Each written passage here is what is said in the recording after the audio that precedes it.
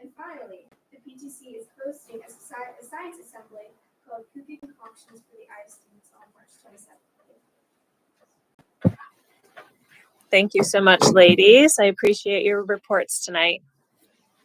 All right. Any public comment relative to agenda items?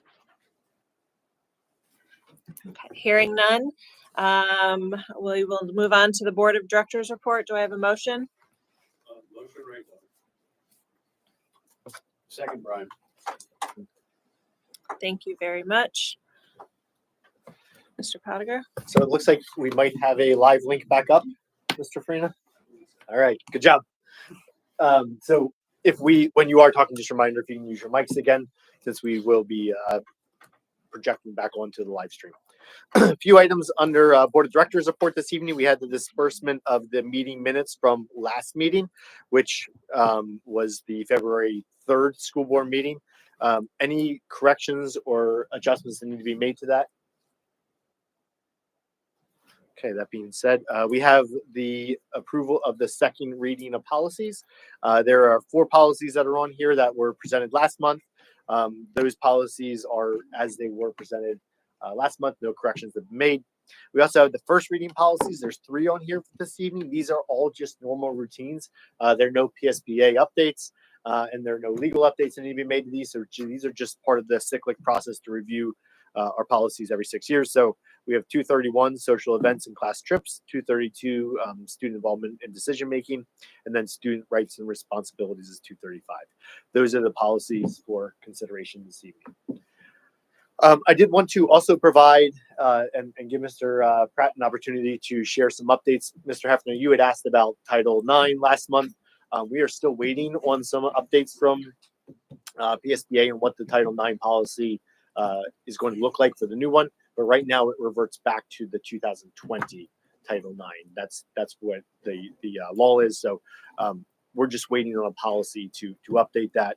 Part of that is the NCAA, and really for us, more importantly, the PIAA has adjusted their stance and direction on transgender athlete participation. And so part of our policy, we have a policy specifically for athletics. That policy had a guideline in there for transgender, how we were going to handle transgender students if they were going to play athletics. And we had based that off of the NCAA because there really wasn't a lot of guidance from PIAA. Since that has changed course from the PIAA, and they have now come out with definitive guidelines. We have pulled down that guideline at this point, and we'll be revising our guidelines to match the PIAA because that's really the ruling that we have to follow. And we'll come out with that in the near future here, probably next month, to share that with the board. And then that'll be an administrative regulation. It's what's called. It's essentially a guideline on how do we handle those sort of circumstances if something like that would come up. So, yes. That would bring us, if I'm correct, and maybe Mr. Pratt, I'm assuming you'll clarify maybe what I just say. That would put us in compliance with what federal law, and then also, like you said, PIAA as well as the NCAA. Correction, it's not federal law; it's an executive order. Yeah. If you're talking sports, is that you're referring to? First, what the executive order basically did was to modify the language to remove the reference to gender and to go with sex as the definition. And PIAA's rules, as they change them, is to allow now school districts to determine participation based on sex of the student. How you come to that definition, obviously, could be a number of issues. A couple of things in regard to this. Probably right now, as we're speaking, the United States Senate is taking action on the bill that was passed by the House of Representatives in regard to the participation of transgender students in different classifications. That'll be different than an executive order, whereas then this will be actually law that'll be passed down based on what that looks like. I don't know whether or not they have the 60 votes to filibuster that or not, but so we're going to make we're going to see a determination on that shortly. The thing about this is that even though that we have an executive order, and just understand, the executive order just deals with the federal. It doesn't have much control over states. It has to also go in line with laws and statutes and case law. They can't, executive order cannot overturn case law and cannot overturn law. With that being said, you also have to understand that the state of Pennsylvania, the Pennsylvania Human Relations Act, has certain definitions as when it comes to non-discrimination for someone who has, in regard to their sex orientation, and gender. So that's something that is being looked at as well in regard to this matter. With PIAA's decision last week, I believe, then the adjustments need to be made as to under the policies about how you make that determination on whether or not someone is eligible to participate in the sport. I want to make sure one thing is very, very, very, very clear here. Title IX is still in existence. Title IX does allow boys to play on girls' teams and girls to play on boys' teams. That is, again, depending on whether or not that activity is being available to the student. So it is something that, a great example is field hockey. There's not many boys field hockey teams that does allow a boy to play on a field hockey team now. This change does not exclude that participation, because those exceptions are still in place. If we're going to go back to the 2020 regulations, and PSBA does have a policy, we have reviewed the policy that PSBA has in regard to 103 and 104 when it comes to the situation with harassment and the definition of sex under harassment and discrimination. They are incorporating some of the PHRA language in there. One of the things that ironically about this is that a lot of the procedures that the 2024 Title IX regulations had in regard to investigations, a lot of people like, because it streamlined the investigation compared to the 2020 versions of the Title IX amendments. And so there are some incorporations of the 2024 investigations when it comes to how those are being done into the 2020 regulations and the policy that PSBA is put together. The main changes goes with the definition of sex and sex orientation, which is still encapsulated into the law. So you have to understand that it's not a major overhaul as people expected it to be. So with that being said, one of the things that we're still looking at based on the president's executive order is that within the executive order, there's a lot of directives given to the Department of Education, the United States Department of Education, on evaluating certain roles. Right now, state of Maine, there's something to keep an eye, a couple of things to keep an eye on. Number one is a case out of West Virginia in regard to transgender student participation in sports. This is a middle school student, and understand that during the process of the 2024 regulations, and actually the 2020 regulations, there were some exceptions made for students that did not go through puberty. And so that is still being looked at through the Supreme Court.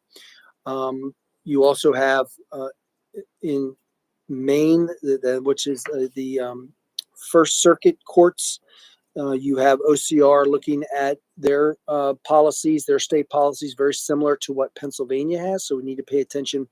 OCR, I'm sorry, is Office of Civil Rights through the federal government. So we need to pay attention to what comes out of that investigation as to what the impact may be on the Pennsylvania Human Relations Act. There's also a question of whether or not the Pennsylvania Human Relations Act, the way that they made the modifications is correct, very similar to the Title IX regulations being modified. So there's those challenges as well. So with that executive order, with the federal government taking action, in regard to this, that we're still in a wait and see. We're still waiting to see what the Department of Education guidance is going to be on some of these issues. The other factor that we're looking at, and it's been a very busy 50 days, first 50 days here under the new administration, is the usage of bathrooms. And that is another executive order that was put out by the president.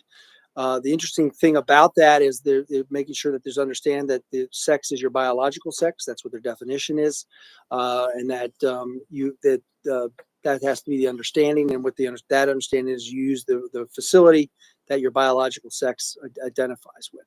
The problem with that executive order, as I stated earlier, it cannot supersede case law, nor can it supersede law, is that we have here in Pennsylvania in the Third Circuit, we have two cases, which is the Minersville case and the Pine Richland case, which basically states, and these are federal decisions, by the way, not state decisions, they're federal decisions, which state that school districts could not impede on students' rights to use the bathroom of their gender. They utilized in those decisions, though, the Bostic case. The Bostic case said the same thing. Bostic case is a case out of the United States, or out of the Third Circuit, which we are part of, which basically stated that the same thing, that you can't discriminate against somebody for their gender in their usage of bathrooms and locker rooms. The executive order put out by the president stated that he wanted not only the Department of Education, but also he was looking at the other federal agencies looking into that decision and determine whether or not that decision only applies to Title VII, which is employment, and does not apply to Title IX or to public schools. So we're still waiting that decision. We're about maybe, that was a 60-day requirement. We're probably a couple of days away until we see that report coming out. So we're still seeing, looking into that. We have, meaning Saxon and Stump, we've worked with a number of school districts on policies in regard to all of these issues. And that we're, again, one of the things that we have to look at is a lot of logistics with school districts about how they're implementing some of these policies. Another thing to put out there is understanding that there's a case out of the First Circuit, federal First Circuit, that came out about parental rights and the ability that if the child wants to change their name or be identified with a different name based on gender, that the First Circuit has come out and stated that there are no such thing as parental rights, meaning that the district is not required to notify the parents if that student wants to change the name. That case just came out recently. This is another issue that is being litigated all over the place as well too. So we have a lot of moving parts here, but in the end, really what we're looking at is when it comes to the athletics, that is something, again, going back to the school districts, how you define sex. A lot of people realize that they're going to be looking at as the biological sex based on how they're registered in the schools. But again, case by case or school district by school district. The locker room issue at this time, the bathroom and locker room issue at this time is still up in the air for question in the Third Circuit based on the case law out of Minersville and Pine Richland. So we're still monitoring those issues. I'm sorry I kept talking, but that's where we stand on these issues at this point in time. I'll answer any questions that anybody may have on this. What is the Senate working on now? You had mentioned that. I heard that's partially on the news while I was coming in here. They are going through their process and what have you. The Senate is taking a vote tonight on a House bill, which basically stated that individuals can participate in sports only on their biological sex. So that is the bill that came from the House. Obviously, as we're well aware, any bill that comes from the House is usually massaged by the Senate.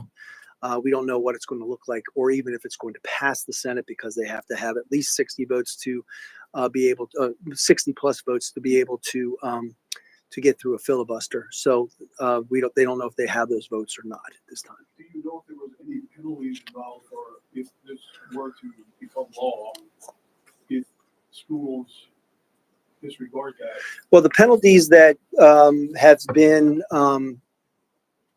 identified by the administration has been the withholding of federal funds. We have, so that's, again, you have to look at intent and everything else that goes along with it. You do have right now federal courts that have basically stated that the president's executive orders stopping federal funds, they're halting those decisions. Based, again, kind of like the executive order doesn't have the teeth of a law or statute. So that's why you hear you have the House of Representatives and the Senate doing what they're doing with those bills. So there could be some modifications. There's going to be a lot going on. And, but that's kind of where it is. The penalty would be that under PIAA, obviously the penalties, if you don't follow their rules, don't qualify, you lose games, all those types of things. You saw out in I believe out in Utah where there was just forfeitures of games by teams when they thought there was some transgender students playing on the team. So you have those types of scenarios that could play out in the day to day. Would the federal, should this become law, the federal law they're working on now, the House and the Senate, should that become law? Would those penalties there usurp any NCAA and BIAA rules that they want to put in place? Well, federal law would you in that case more than likely it would, because those the NCAA obviously receives federal funds. I don't know what PIAA's makeup is, but you as a school district, you would have to follow it because you do receive federal funds. And I mean, so vice versa. When we were talking last year about the new Title IX regulations and the enforcement that the 2024 regulations came out, and what they were able to hold above you was that we would withhold federal funds if you don't follow 2024. It's the same thing in this case. And we do have school districts that are like, we're not going to follow the federal guidelines. Understand that federal guidelines or federal laws, we do have separation of how this country was formed. You have federal government, state government. State government can run how they want things in the state. Federal government obviously has the power that they have. And thus, you have the Pennsylvania Human Relations Act that's been modified. As our solicitor, should that become law, what would you advise us to do? If what comes law, the athletics, If you modify your policy to again see what number one, let's see what the law looks like. Number two, we digest it and then we make the changes. Normally, laws that go in place don't go into effect immediately. It gives time for groups to adopt those. And with any policy, you have to go through the process of writing them to reflect the law. So do I understand you correctly, Mr. Pottinger, that we basically have for the time temporarily just removed our policy regarding The guidelines. The guidelines that you have. So in other words, what it was before, and even before the Title IX, is that you have guidelines for any type of student participation in the sports. But when it came to transgender, PIAA basically previously stated that you do it based on gender. That was their recommendation. They made that modification after the executive order came out. So now it would be based on sex, and that definition, biological sex, would be what it is. So it's up to us to make that determination. Yeah, but I mean, you're already in process of how you define sex here at the school under 103 and 104, the new policies that are coming out from PSBA. You'll have that guideline as well to make that determination. Thank you. You're welcome.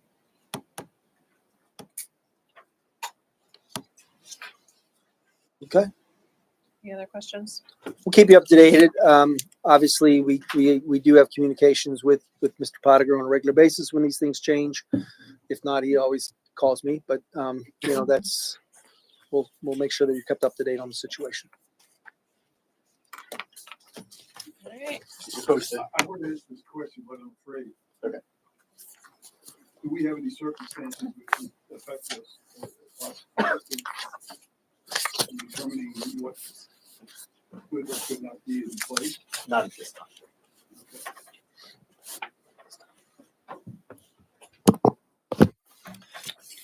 Okay, no other questions? Okay, we'll move on to committee reports. Mrs. Hune, Berks County Intermediate Unit. Good evening, everyone. Clear as mud, Mr. Pratt. Thank you. Mine's easier for sure. Just two quick. You had to follow that up. I know. Yeah, really. You gotta memorize that whole thing. Or reiterate it, right? Two quick comments, just since I have the floor. One, I want to recognize the fact that this was the most crowded or most well-attended school board meeting I think I've ever been at least in this room. I've been to one or two way back in the day in the auditoriums where the entire community came out. But anyway, it was awesome to see so many people, and thank you for taking the time to do so many nice recognitions, and congratulations to all those folks who were recognized. And then one quick comment on the student reps. For the high school, there was a mention of SATs being held at the high school coming up. That is such good news. During this, back in the day, our high school kids had to go to Wyomissing or Twin Valley or some other school district on a Saturday morning from 8 to noon and miss their athletic stuff or miss their, family time or whatever, and travel to a strange location and a strange classroom with strange kids. So anyway, I think it's fabulous that we're hosting SATs at our facility, and that's a nice win for our kids. Yeah. Yeah. Sure. Yeah. Yeah, that's nice. All right. So back to what you're paying me to talk about, right? We have a recognition from the BCIU, Dr. Michelle Reichert Huff, who runs the Early Childhood Education and Student Services office at the BCIU. Many of our administrators interact with her. She has been selected to receive a prestigious award called the PAPSA, which stands for Pennsylvania Association of Pupil Services Administrators. So she's won the award for the state of Pennsylvania for distinguished service. It's kind of a big deal if you're in her industry. Mrs. Kirsch, or I'm sure you're familiar with that association and the recognition. So if you see her, interact with her, be sure and congratulate her. That's great for her personally, but it's really also great for the Berks County Intermediate Unit and for Berks County in general to have someone in that position receiving that kind of statewide recognition. Next item, I quickly wanted to share the BCIU Head Start program. You've heard me talk about that a little bit. It's in the second year of a 5-year grant cycle. This program serves 505 Berks County students aged 3 to 5, so little ones.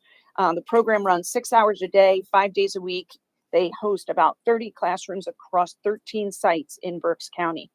The reason why I'm bringing this up and why it was on the agenda at the BCIU board is that, again, some of the new news, sort of chaotic things happening at the federal level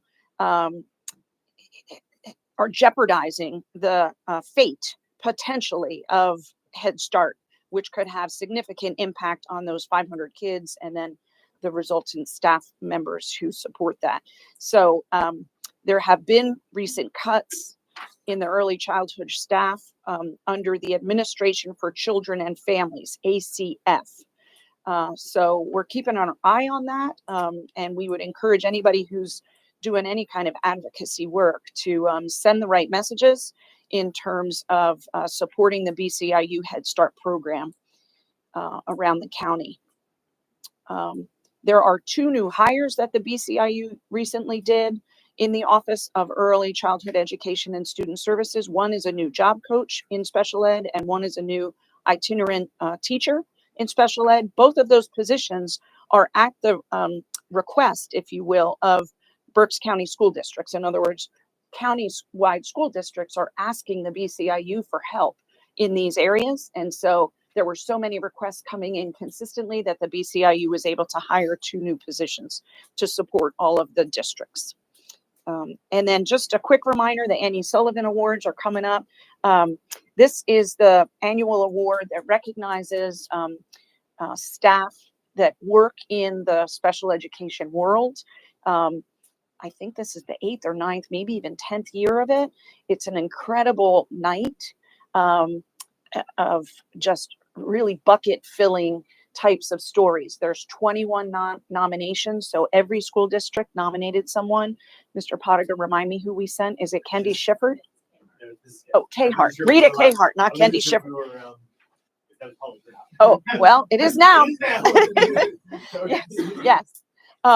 So Mrs. Kahart and her support system here in the school district, and all of the other peers in her world from the other 18 school districts and the 2 CTCs and whatever the 21st organization that's nominated someone in special ed. So if you're interested in attending, it is, as I said, a bucket filling evening. It's only an hour and a half, but you'll hear 21 quick stories about how these educators are absolutely impacting the lives of children in their districts and, frankly, ripple effects across their teams. So that's coming up in early April. the Camp Connect bereavement camp, I know you're on top of it. That's occurring again. It's weeks of June 16 through 19, and then again August 4 through 7. This is a free program for any kid age 6 through 16 who may have experienced significant loss over the course of the last year or two. So they can go and get some support and care and nurturing and have a lot of fun too. And that's the extent of my report. The next meeting of the BCIU board is Thursday, March 20th. Thank you. Thank you very much. Mr. Reitnauer, BCTC. BCTC met February 26th at the West Campus. March 26th to the 28th, the sports medicine students will be traveling to Lancaster to compete in the HOSA competition at the state level. Winners will get to travel to Nashville to compete in the national level. March 26th is the end of the third marking period. Budget update, which I'm going to sound like I'm repeating myself. Brandywine member district share for 24-25 school year is $546,714, and this is 14,668 less than last year. That's due to the last 3 years average of our participation dropping a little bit. Special needs students last year was 278. A big increase of 28,517 this year. I also want to make everyone aware, I've been working with Dr. Stauffer and the rest of the JOC. I've been proposing and advocating for a Thanksgiving dinner. It's going to be a fundraiser, and we will be voting on that very shortly in the near future. The next BCTC meeting is March 26th at the East Campus. Thank you very much. Ms. Del Guerco, BEITC. Thank you very much. I have nothing to report. Our next scheduled meeting is March 27th. Thank you. Mrs. Walliser, COLA. Good evening. Our next COLA meeting is Tuesday, February 8th. Attorney Hannah Barrick, who's the Executive Director of PASBO, will be presenting. And like Mrs. Hume mentioned, there's a lot of changes going on, a lot of really important educational programs that are at risk. So if you do find the time to advocate out to our Congress and local politicians to advocate for our education programs, we would greatly appreciate it. Just to follow up with that, I do have a sample letter that the BCIU Executive Director, Dr. Hackman, sent to Senator Dave McCormick in encouraging him to support Head Start and providing some facts. So if that would be helpful for anybody to see, I'd be happy to email you a copy, or I think I may even have a physical hard copy that I'd be happy to give you. Sure. Okay. Yeah, thank you very much. Back to you, Mr. Reitnauer, on policy. Nothing to report right now, just Thank you. Strategic planning and goals and negotiations are both me, and there is nothing to report. So building construction committee. Is that you? It's me. It's you. Sorry, I need to do one thing real quick. Mr. Green just said he needs access. All right. We also will have a presentation, a small presentation.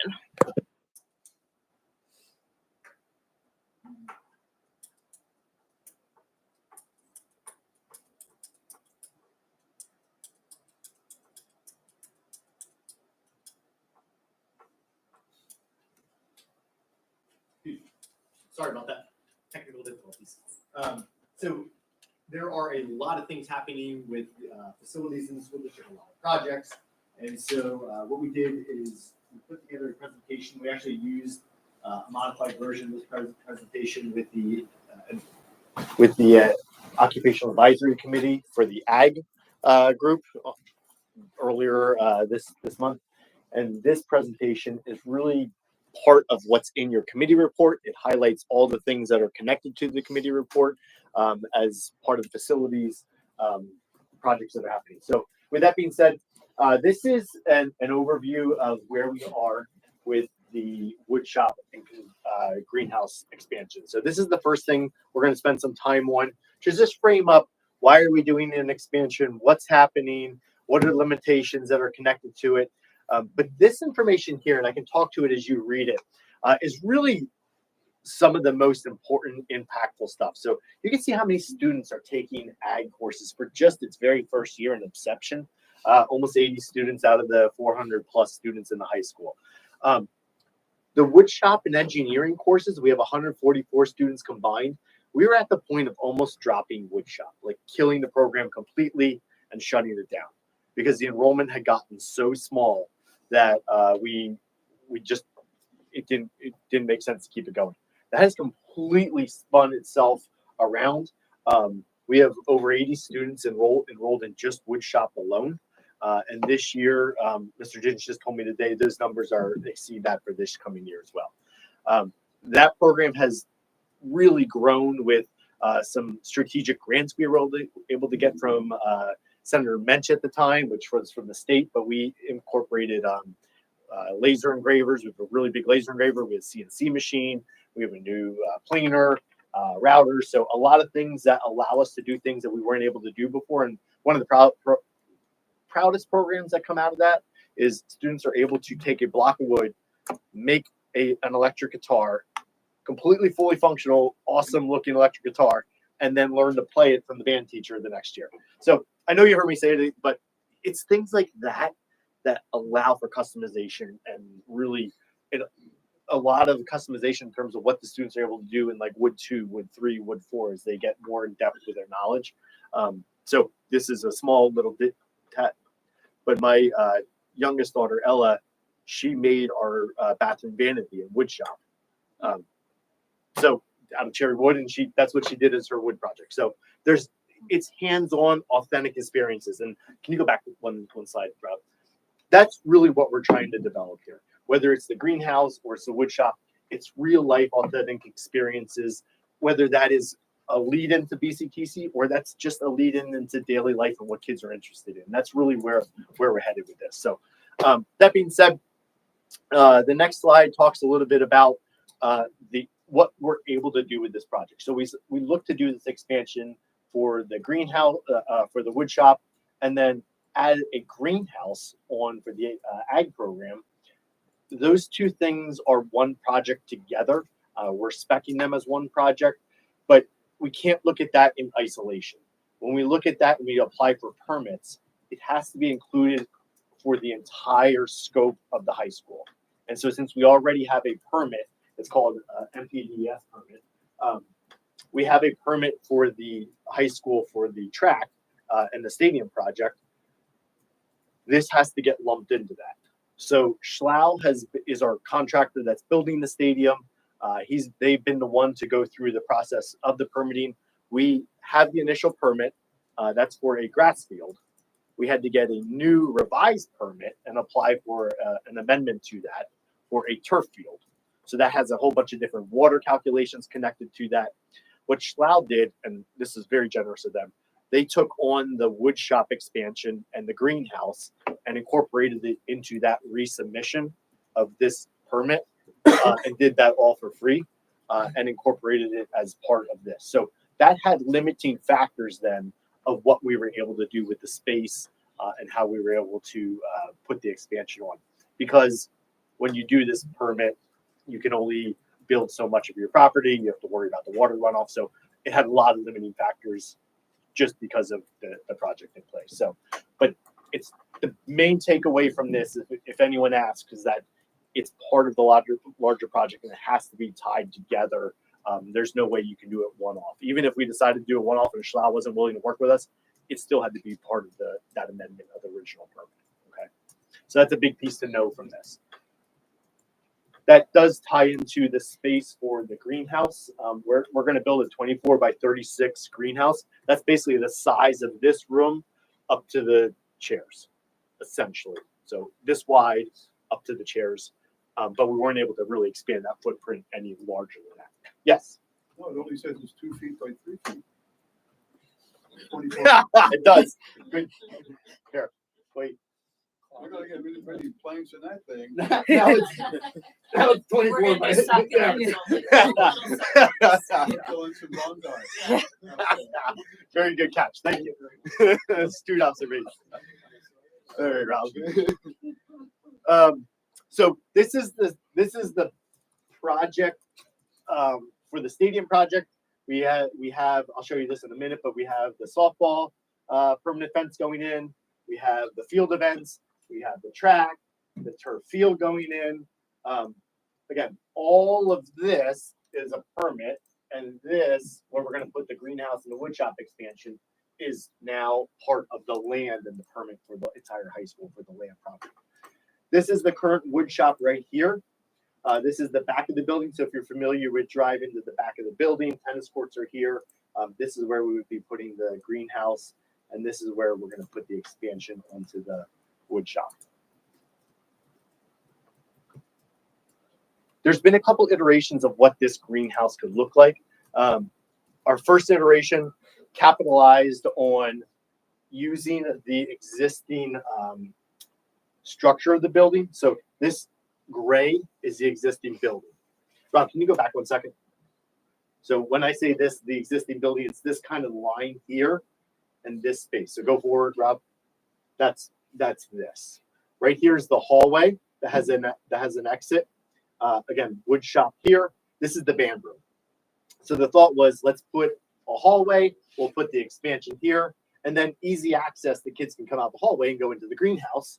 Great. This is what it would look like. The problem with this plan is that this is the northern facing side, and so your sun comes in this way, just like my hand is going to create a shadow, and so it's not going to be a good use. Next slide. They tried to elevate that a little bit. Didn't really work. So in working with the ag teacher, as well as both wood shop and the engineering teachers, both those guys, they've been in part of these planning meetings all along. And so our final iteration is to put it separate out here. So it's going to kind of be separate in its own location, a sidewalk coming out. It will be an exterior sidewalk, no cover, and then coming into the greenhouse here. We did look at things like creating this to be a stone sidewalk to buy some space to make this larger. But even a stone sidewalk is called impervious surface and counts as essentially concrete. So it didn't really help. And then this would be the expansion of the wood shop area. This is what it would look like on a schematic look. So again, this is that hallway. This is the exterior door that's there now. This is now open air and would come up here to the greenhouse. And it gets really nice natural light coming in. This is the wood shop expansion. This expansion now incorporates, right now, this is the wood shop, this space right here. It is very, very tight. The tables are in here for classroom instruction, coupled with all the equipment.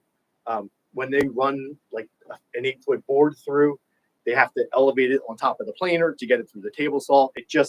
And then you have 15, 20 kids in there on top of it. It's just, honestly, it's not a safe place in terms of the crowdedness of trying to work around people. So the idea is to spread the equipment out through here and then to make this more classroom space and kind of expand it to give more working room, as well as working on projects. Because with that many students, you have a ton of projects that are all laying around everywhere and big, massive projects that there's not a place to go. Here's some specs about the greenhouse. Square footage, that 24 by 36, it is the right one now, is 864 square feet. The idea behind this is what's being designed. It's all of the utilities to get out to this, the water, the plumbing, the sewer line to get the water out, as well as IT to get Wi-Fi out there. All those things are going to go out there. There is a cistern built into this to capture rainwater. That might end up getting pulled just because it's kind of getting legs of its own. And I think it's something we could probably do internally with the wood shop down the road and make it a viable option instead of doing it as part of the project, probably a lot cheaper. This greenhouse will have a knee wall developed, which is like a small wall, masonry wall that's going to be built as part of the platform. And then essentially we're going to buy a package That package is completely customizable. This just gives you some ideas of what that could look like. It'll have fans, it'll have a heater unit in it, it'll have an irrigation system in it, it'll have tables built into it. We're working with the ag teacher right now, Mrs. Sheeler, who was at the meeting last month, to kind of customize this and see what she wants here. There are 10-foot walls to make it higher. That will allow for a little bit more racking and storing of plants. She's looking to do poinsettias in the winter time, and then she's looking to do a big mum planting throughout the summer to sell for the fall. And she's already connected with Savage Farms, who is one of our students. That is the board rep is from Savage Farms, to talk about how to do that, because they do a lot of that work with the greenhouse. So good things happening there with the greenhouse design. I think that's the last slide for. So this is an estimated cost. This estimated cost that's connected to this project has the cost of engineering services. It has the cost of what the greenhouse kit approximately would be, and then the cost of the construction. So the construction cost is really this, but then you add in some of these other pieces that are connected to it, and so it comes out to 1.1 million. The strategy to pay for this is part of what we discussed tonight, which is incorporating the name. Just let me, Nicole, help me out. The fund that we're using to pay this. Thank you. The capital reserve funds. We put 750-ish thousand in from this past budget, which will help offset a big chunk of that for moving forward to pay for this. So we are not anticipating taking any borrowing out for this. We're trying to avoid taking any borrowing out for two reasons. We are going to be out of our loans by 2032, 2033-ish. Our loans that we have right now came in at phenomenal rates. We have them at just high 1% and the 2%. Right now, as you know, borrowing's stupid expensive. So if we can do this internally, it's the best way to handle it. So we do feel like we can cover this internally. The timeline for this project, it started, we kind of started dabbling with this about 18 months ago. We locked in with Acela this summer, fall. You approved the contract in November. Since that time, we pushed really hard, again, working with our classroom teachers to really give their insight. What do they want to see? How do they want to see it laid out? That's all happening. The permit has been submitted to the township in January. And then that DEP permit we talked about for the stadium project, but also for this, was submitted at the same time. The project is anticipated to go to bid in April. So we have to go through an advertising process, 3 weeks advertising. The goal would be to potentially award that project and bring that to the board for approval in May. With the concept is, if we can do that, we can start construction in June. It'll be about 7 to 10 months. The priority is going to be the greenhouse first, so we can get that done and use that as classroom space. The wood shop, they'll take the wall out in the summer, build a temporary wall, and then kind of build that expansion on. And then when they're all done, take the temporary wall out and everything will be good to go. So that's kind of the plan for the phased construction project and that 7 to 10 month timeline. We do have 2 grants for this. We have a $150,000 job training grant that came from the state. And then we have another grant that Rob worked on both of these, but this one was a more aggressive one that Mr. Farina put together. It was a $32,500 grant, $25,000 that was specifically for the greenhouse development. So it obviously doesn't offset nearly the total amount for the project, but it helps out tremendously. So kudos to Mr. Farina for doing that. I think that's the last one. Yeah. Questions on the greenhouse and wood shop before we move off of that? I need prompts. If you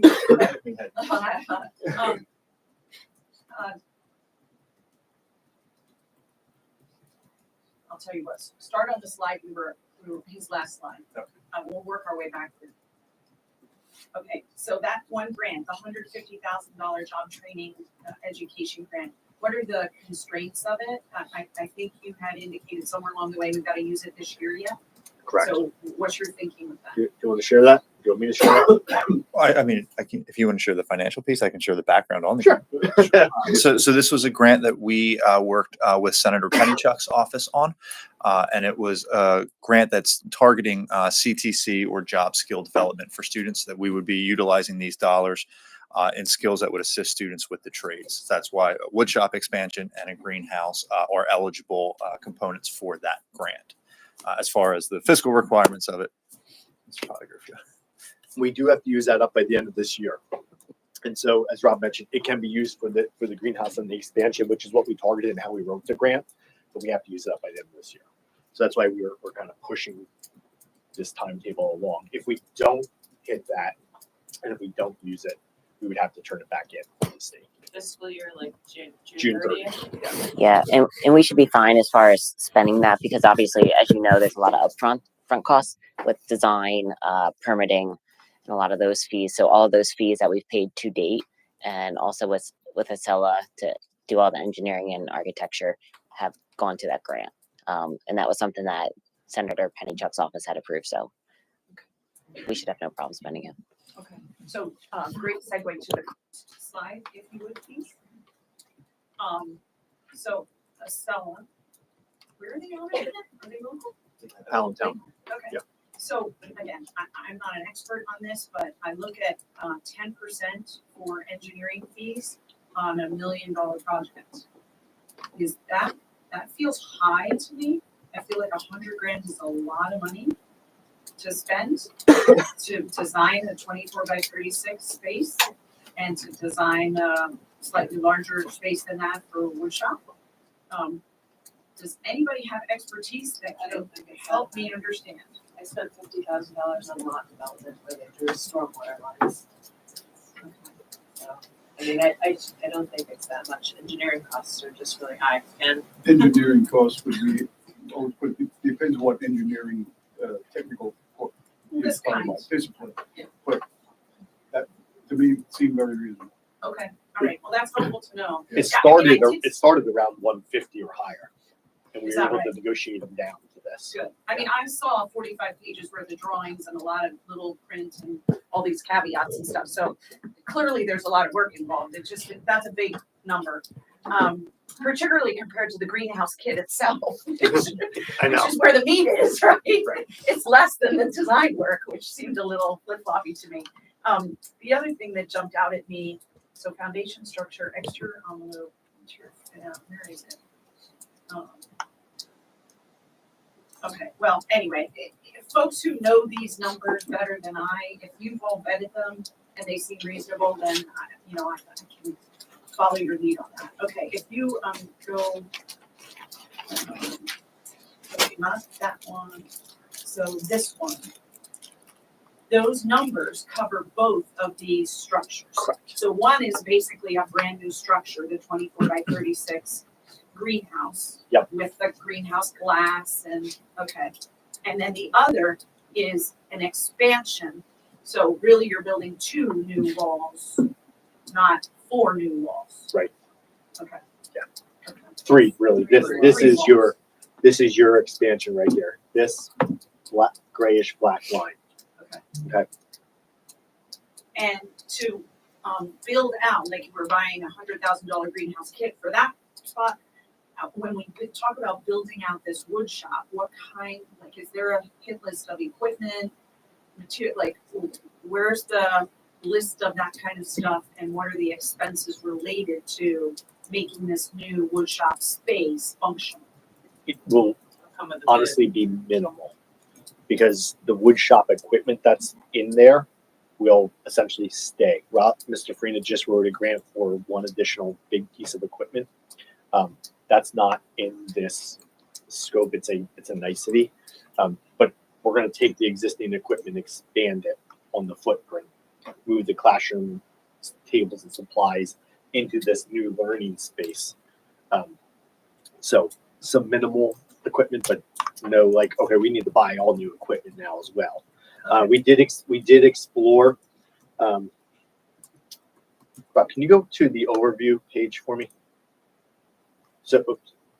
Hopefully you can see it. Back down to the the overview field? Thank you. Good. You can't see it. I was hoping you could see it. Right here, this little bump out is actually a huge dust collector. I mean, it's probably this size of the room. It's really massive, and it's about a house and a half high.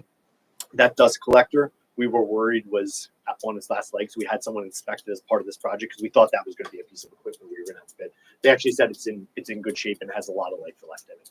We have to do some maintenance to it, and we have to get it back up to par, but it's good. So that's a huge equipment price. And by doing some maintenance, we're able to save. So that would have been the one piece that we would have to purchase, but we do not have to, which is good. I'd like to suggest that the dust, which is basically sawdust, is very usable in mulch and in the creation of the dirt for where the soil that you're using to grow some of those plants. Yeah, the composting. Composting, Yeah. exactly. So Yeah, yeah, absolutely. it's sort of a pretty good idea. Yeah. It's cyclical. Better than what we're doing with it now, which is dumpster. Yeah. So if I understand correctly, woodshop space or the woodshop addition is primarily for space. The greenhouse is for space and equipment. Correct. So remind us that obviously I heard you talking about plants and shelves and things. Aren't we also talking about some kind of aquaponics, or am I? We do have a really large aquaponics tank that we wrote a grant for and we were able to get that. That's currently set up in the high school classroom right now. And so we don't have fish in it. One, because I'm worried about it leaking. Two, the smell. So we're working with with Mrs. Sheeler to find the best location for it. We don't know if it's going to fit in that greenhouse with all the other things that she wants to do in there. If it will, great. It'll be heated. If not, we're exploring some other options. Potentially the storage building out here, because that storage building actually has heat in it, heated floors. So hence the conversation we talked about earlier about shifting some of the space here, making that more instructional, and then making a new pole building that would be more storage.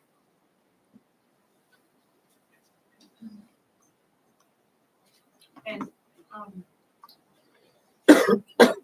has the community weighed in on this? Like, what have we done to share this expansion, build excitement, all that kind of stuff to the community at large? This is the first time we're presenting this to the community. Okay. And is there any other plan other than at tonight's board meeting to notify, like no town hall meeting, no presentation on a parents or teacher, student, parent teacher night? You know what I'm saying? Yeah. Like it just feels like we're spending $1.1 million. That's not an insignificant fund of some. We're launching we're enhancing two existing programs, one long-standing program that's being very reinvigorated, one fairly new program that now we're fully investing in. To me, I feel like the community deserves, like, is it in your newsletter or is it on the website? Can we put this stuff out there in the public domain so that folks aren't, I mean, I still talk to folks who have no idea we're having a stadium built, $3 million stadium in the back of the building.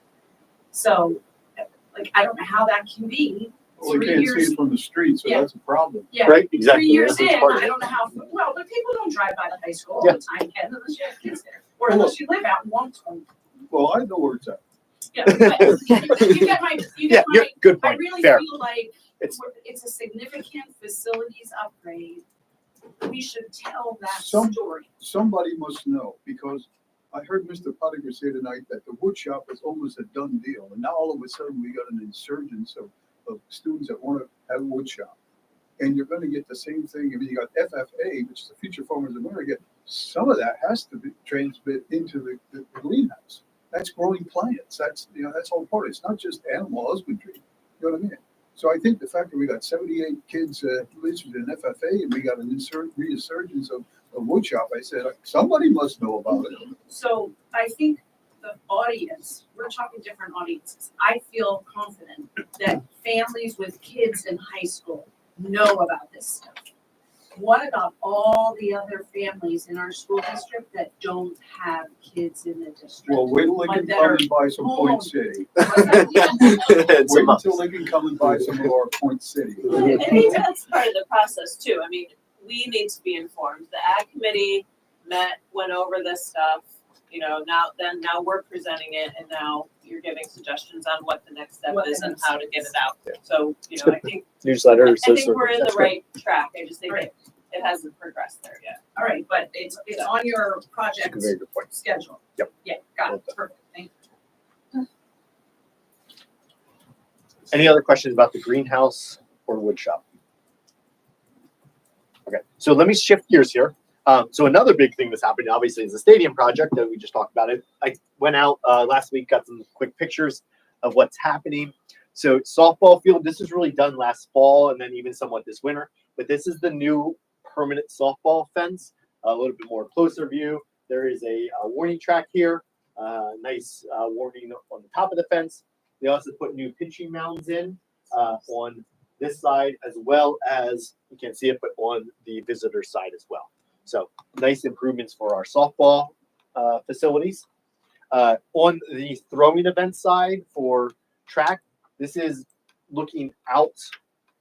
If you walk into the high school and you're at the gymnasium and look out those glass windows, this is that area. This will be the shot put throwing out that way. This is going to be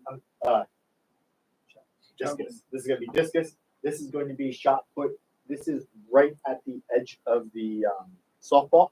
So you're kind of throwing shot put this way. And then discus is going to be throwing out this way in this really long stretch. And that javelin runway has already been built. So all of the throwing events are essentially built. We actually are looking to have our throwing team, or part of the track team, the throwing part of it, practice here at this facility this spring. They'll be using the weight room. They'll be using this. And Mr. Schmidt, who is our woodshop teacher, is going to be taking the lead as our throwing coach this year, which is really cool. So that's exciting. This is a field update as of last Friday, and I know they did, or last Thursday or Friday, and they've done work since that point. But this is the grass field. The grass field is gone. It is now a stone field in preparation for the turf. The track here, the track cinders have been removed. There's now a new stone base. And what they're working on right now is this curbing right here. It's a concrete curbing that separates that turf from what the new track surface is going to be, with a big drain that runs around the whole field. So that's happening. We also have the new scoreboard going in. So right now the steel framing's up for that. Over at the field, we also have the new lights up. So this is what the new LED lights look like. There used to be grass spots in here that were kind of awkward and hard to mow and ugly. So this is now all a nice new concrete platform. So the idea is that when people come to the game, they'll come out this door here, and they'll be able to flow through here and have a really nice walking area. This is the bathroom section right here. So this is the female bathroom. The male's bathroom will be right here. So again, just a nice open plaza area. And then the brick campaign, those bricks go right there. That's where those bricks are going to go. Right outside the door as you walk out. And then this is, when you walk out this door, these are the cones right here. That are these cones. So as soon as you walk out the door, you're going to see this nice open field. It's going to be a nice open view. And this is going to be a new expansion onto that concrete platform that'll have like a picnic area type seating connected to the snack stand. So a nice open platform there. The final piece to this is the press box design. This press box is 2 stories. All the electronics are going to flow into here. So controls for the lights, controls for the scoreboard, everything that we might need is going to flow into here. The idea, this is a 14 by, can you remember, 14 by 24? 14 by 24. It'll have a garage door on the north end to allow like Gator to get in there, store equipment in there. This would be the south end. And then it'll have a big open viewing window here for, this is kind of the press box area. We have to figure out exactly what this window will be so that those that are in this press box can hear the referees and that sort of thing, but good visual to get out to the to those that are on the field. So that's the press box. And that is the end of the facility updates. The other piece that I should mention on this as well, the middle school stadium plaza that's out here, you probably noticed is there's still orange construction fencing around that. That project was pretty much done. We still need to put light poles up, but those light poles are going to get done internally by Dean and his crew, probably with an outside contractor, but kind of done outside the project. What happened though over the course of the winter is that big concrete pad, the pad closest to the end where the wall is, sunk, and it's sunk almost 2 inches. And so the contractor's been phenomenal. They've owned it. They're going to take that section out when the weather turns and re-pour. Was that slab on grade without footers? It was a slab on grade, but it was new ground that was compacted but settled. It was just I don't know what the thickness is. Let's say it's 8 inches or 6 inches thick on crushed stone below that. Correct. But there was nothing. Nothing done. Okay. Well, And it's going to get pinned into the wall now. okay. So, but they're owning it, and they've been a good partner in working through this with us. So that's a good thing. Can we go back to the press box just a sec? So you said 14 by 24, 2-story, fully outfitted with electric, no plumbing, so no toilet. Right. And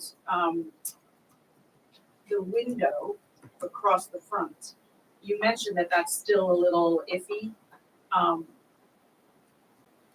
To me, that's a big deal, right? So for visibility, Mhm. I'm used to seeing one whole, just from being at other districts' fields, like one whole window Yeah. across the front, not less looking like a house and Yeah. more looking like a press box. To me, that looks kind of like a house. But yeah, I'm a little worried about that window. And admittedly, we designed it to look like a barn. Okay. Make it kind of feel like a barn because Yeah. you're Aesthetic. looking out into the field, like Yeah. that kind of concept. Yeah. But anyway, from a functionality perspective, glare, hearing. Yep. Cleaning that window, like all that kind of stuff. And then, no heat, correct? Mm, Right now, eventually, what we'll need to do is put a like a mini split in out there because all the electronics are going to be out there, and so we will need to So do you that. will need heat and air conditioning. Heat and air conditioning. Okay. And then I think I raised this before, like mega security, because you're gonna have all sorts of high-tech equipment in there. Yep. That could easily be stolen or vandalized. IT Cat 5 lines are going to run out, or will be run out there as well. Okay, so Yeah. security cameras and good locks and all that Correct. good stuff. Okay. Yeah. And what's the price tag for this? Well, we're going out to bid for that next week, so we'll kind of know what that's going to look like. What have we budgeted? 60 was it 60,000? I think we had in there. Yeah. So 80 roughly all in. Is that where we're going to keep the goats that the teachers have to kids? Yep. Right. That's why the garage door's here. Yeah. Let them chew on the wires. Any facilities questions? All right. It's in the retention pond. It is the retention pond. Okay, any other board discussion? None. Could I have a roll call, please? Mr. Hefner, Yes. Mr. Hohenschildt, Yes. Mrs. Hune, Yes. Mr. Reitenauer, Yes.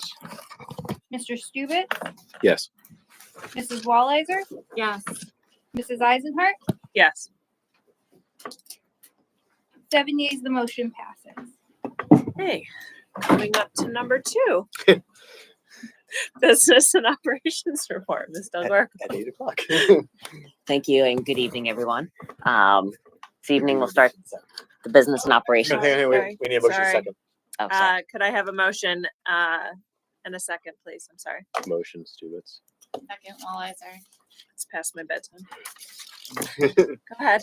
All right, so this evening for the business and operations report, we'll start with the bills list. Item A is the general fund bills totaling $539,407.55. Food service fund bills totaling $49,593.78.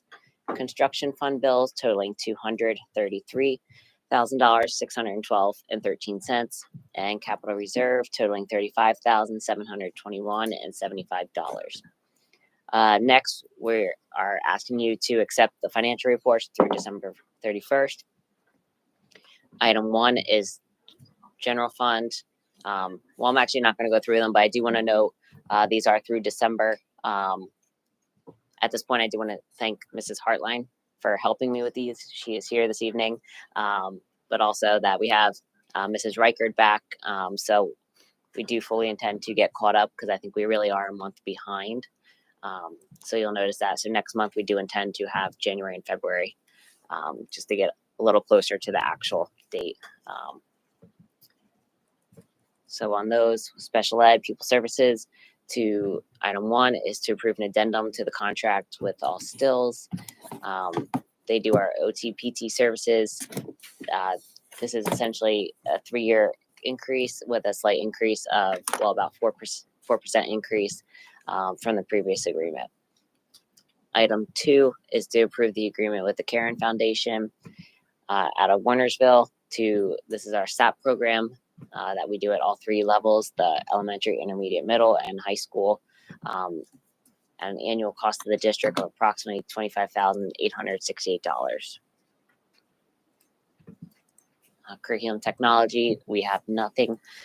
Facilities maintenance, we have 2 items. The first one is to approve a 3-year lawn mowing services agreement with Kraus Construction LLC at Nutropoli to provide the lawn mowing services at all 3 buildings as outlined in Business H1.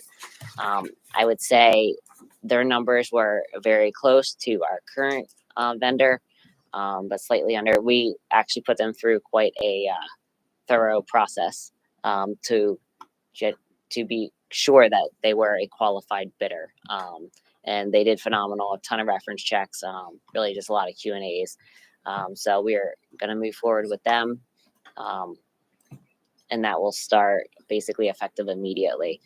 The next one is to approve the Sourcewell's cooperative purchase of the Kubota tractor. This is the replacement for the one at the high school in the amount of $23,600.16.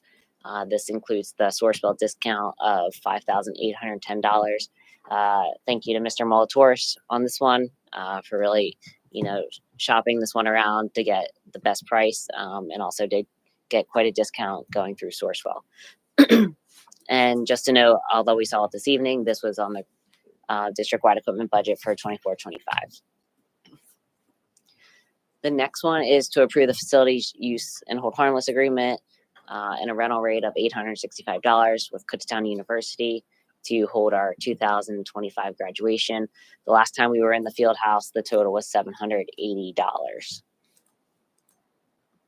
The next one, item J, is to approve the 25-26 BCTC operating budget of $20,223 or $20,223,509. That's an increase of $935,000 compared to last year's budget. The Brandywine budget, I feel like we've talked about this a couple times this evening, is $503,000 and $503.08.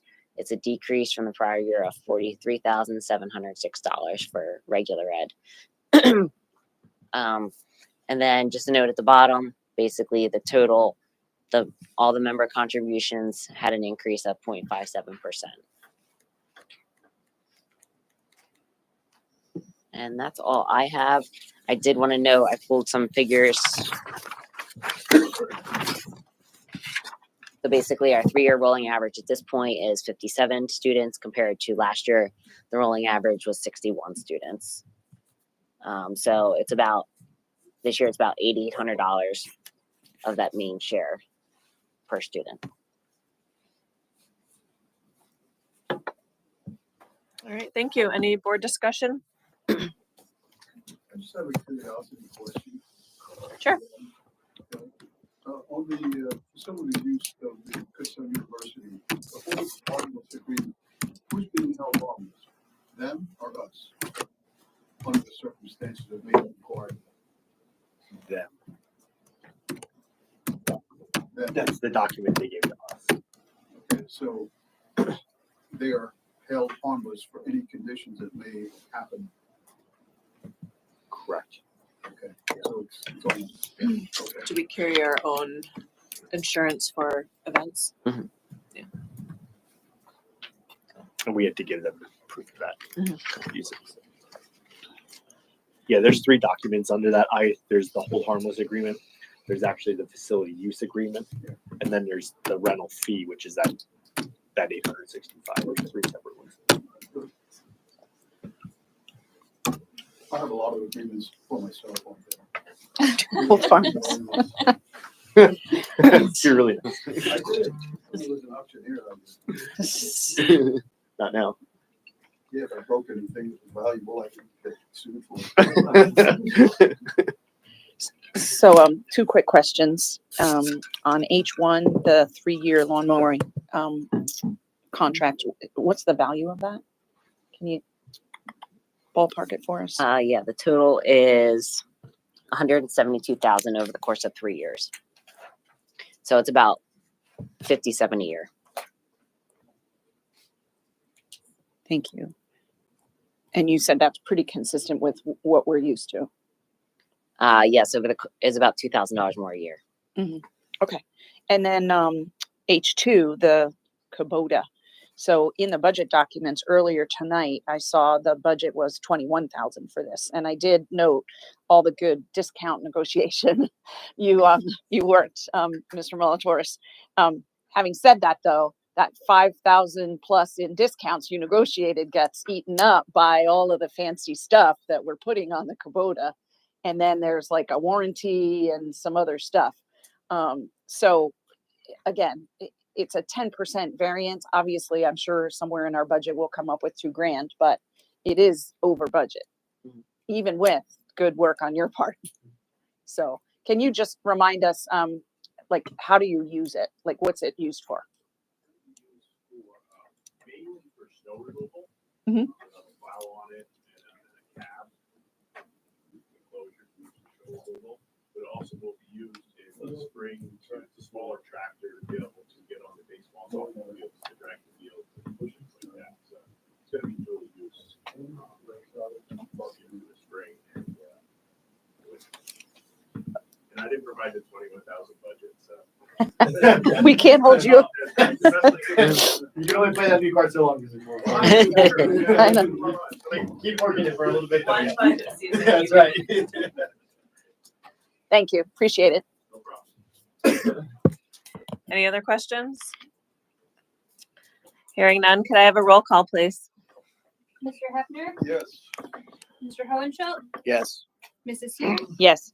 Mr. Reitenauer, Yes. Mr. Stubitz, Yes. Mrs. Wallizer, Yes. Mrs. Eisenhart. Yes. 7 yeas, the motion passes. Superintendent's report, we will do the motion in the second in order this time. So Motion right. Second students. Second half now. thank you, Mr. Pottinger. Or do you give that one to Hefner? That's fine. Okay. Evening, we have the approval of the special education comprehensive plan. Mrs. Kircher presented that to you last meeting. There's been no revisions to that. There had to be a 30-day waiting period or 28-day waiting period, so that satisfies it. It'll be approved and submitted to the state after it gets approved by you tonight if you approve. Item B is to approve a foreign travel trip. This is to go to Amsterdam, Belgium, Paris. It is through EF Tours again. This would be next year from March 24th to March 31st. Right now, there are 41 students that are participating, 6 chaperones, and there's a waiting list of 4 students. So this was a very well received trip. The one last year went phenomenal without a hitch. And so I think that created a lot of excitement from the students. And actually, Mrs. Bliger wasn't looking to go on another trip this quick. And there was so much interest and desire from the community, from the kids, that she put it together and it's a really good turnaround. So that is, we're asking you to approve that trip. Just as a side note, if you remember, we did have some money sitting with EF Tours that we had used during COVID to buy back some of those trips. That has all been refunded. The 32,000 was refunded back to the school district, so we have all that money. That's all been settled. Okay, that just a reminder on that. Also, the final item is to approve Camp Spark. We had that presentation from the Education Foundation this evening, the 15,000. The total cost from Camp Spark for the 3 weeks is 25,000. That's for 100 students from July 7 to July 24.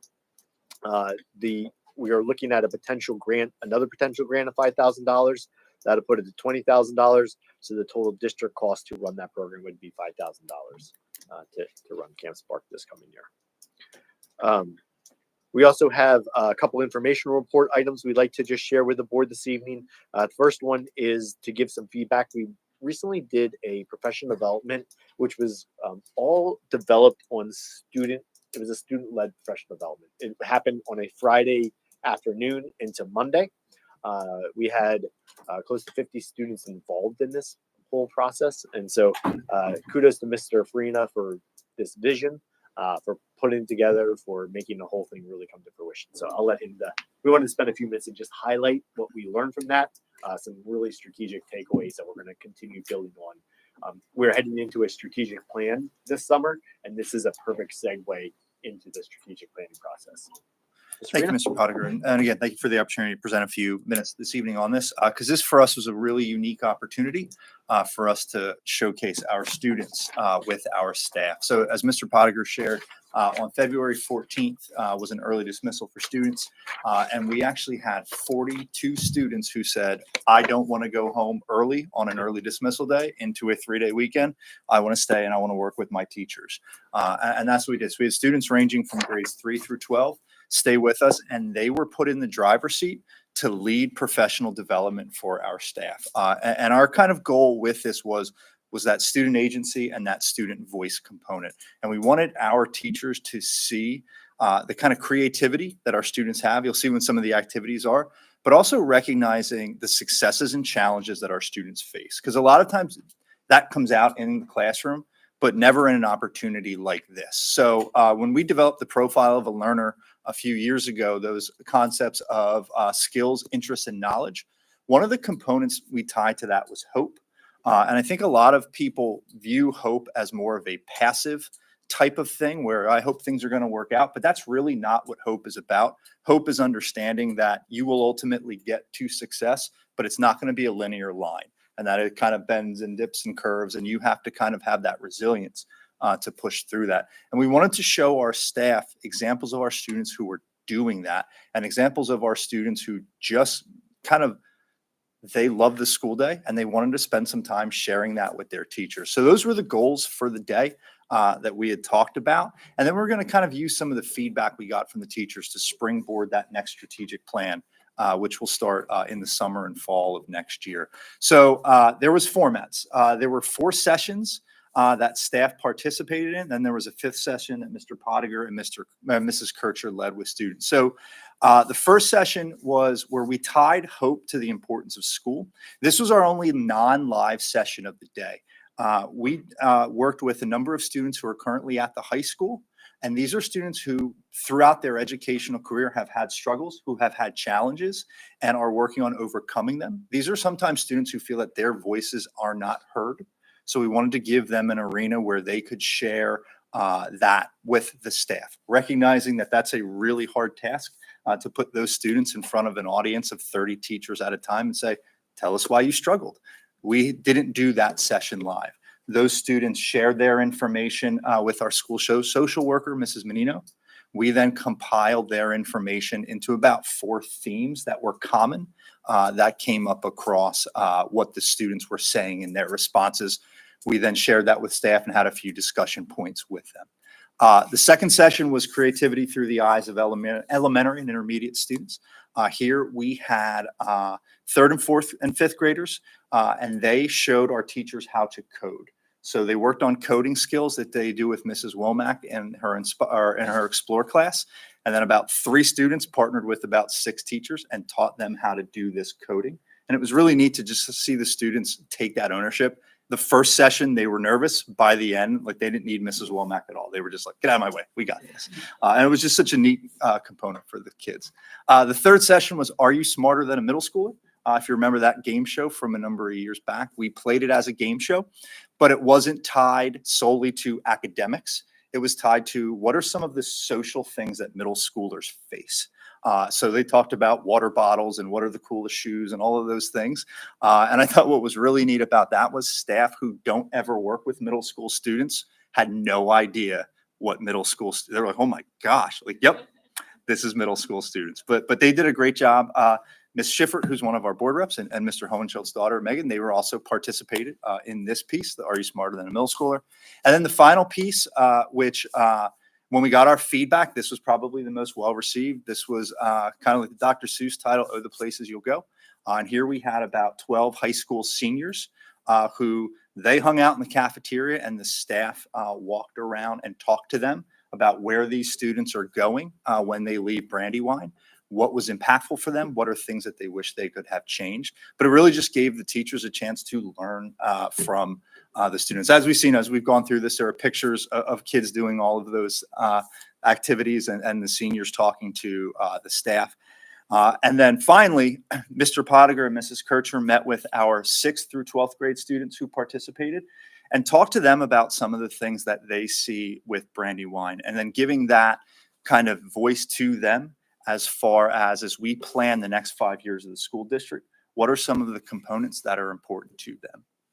So that was their conversation. And then that got tied into the teacher feedback on the next step. So really our next steps for this, we were excited because this was very well received. It was really cool for me from the lens of all of our principals, all of our administrative team worked to prepare the students, get students involved, led and facilitated sessions. So it truly was a group effort on our part. And, you know, we're going to use this to really springboard that next strategic planning session. Mr. Pottinger had some very good student interactions in his group, and this is going to be something that we'll look to roll quarterly moving forward, where different topics, different themes, Mr. Pottinger will meet with a group of students, garner their feedback, and incorporate that into future planning. When we talked to staff about their views on this, this was well received. And one of the areas that staff would like to do next is to hear from students who are recent graduates. So not just your students who are, you know, in year 1 of college, but your students who have gone out into the workforce, your students who are halfway through college, your students who are 2-3 years out of college, your students who are in trade school, your students in the military, whatever, just to hear if what we did, how that has prepared them and what are some of those avenues that we can take place. And really the last piece of this, I feel, was that came out of that authentic learning and engagement was a huge, huge component in what students shared with us in the gallery walk, in the sections with Mr. Pottinger, and then in that students who exhibited challenges, that if we want school to be truly impactful for students, it's got to go beyond the subjects. It's got to go beyond, you know, fact recall and memorization, and we have to make our academics be meaningful to the real world, to careers, et cetera. So that's something, as you know, I'm in my 2nd year in this role of overseeing curriculum for the district. As we look to review and revise curriculum, this is going to be something that we look to kind of modify and edit what we do and really add those components to our activities. And also our kind of curricular documents of, hey, when we're doing this standard, this is how this standard ties to a real world skill. And this is how we're going to practice that real world skill to take that past there. So again, it was one of these where it was a huge gamble. I was, you know, 50-50. It was going to go well. If it didn't go well, we were going to blame Mr. Strohecker as the newest administrator. But it went very well. And just really neat to see 40 of our kids hang out on an early dismissal day and work with our staff in a unique way. So we were really proud of this one. I know Megan said she enjoyed it. Awesome. The interaction with the classmates as well as the teachers. Cool. Awesome. Any questions? Oh, there was a nacho bar. That was there.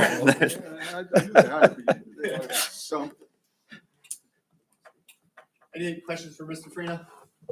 As we transition here, do you want to put up the other presentation while you're there? I do want to just point out, I did send the board members this document in the weekly update. It's the performance audit of the 5 cyber charter schools in Pennsylvania. So just to kind of bring some advocacy to this, as you know, this has been a pain point. Every budget season, we talk about it at the state level with all the education advocacy groups. This is a group that continually, or this is the topic target that continually comes up. This is the first time we've got a good look at what the numbers are, though. So I'm just going to kind of share a few quick highlights. The audit summary, which is about a 10-page document. The summary of that document, the executive summary, states that it's a flawed formula with weakness in the oversight of the provisions of the law. The rates, because of this flawed formula, are anywhere from $6,975 at the lowest. So if a student says, we're going to go to cyber charter school, some schools are paying as low as $6,975. Others are paying upwards of $25,000. Nicole, if I'm not mistaken, I don't know the exact number, but we're about 18 right now, correct? 18 for regular ed, and then this year was 2 different special ed ones. First half of the year, we paid we paid 43,000 for a special ed student, and then starting January 1st, we're now at 34. But that's still very more than it's significant. Yeah, more than what it's costing to educate that child in a cyber environment. Or probably in our own building.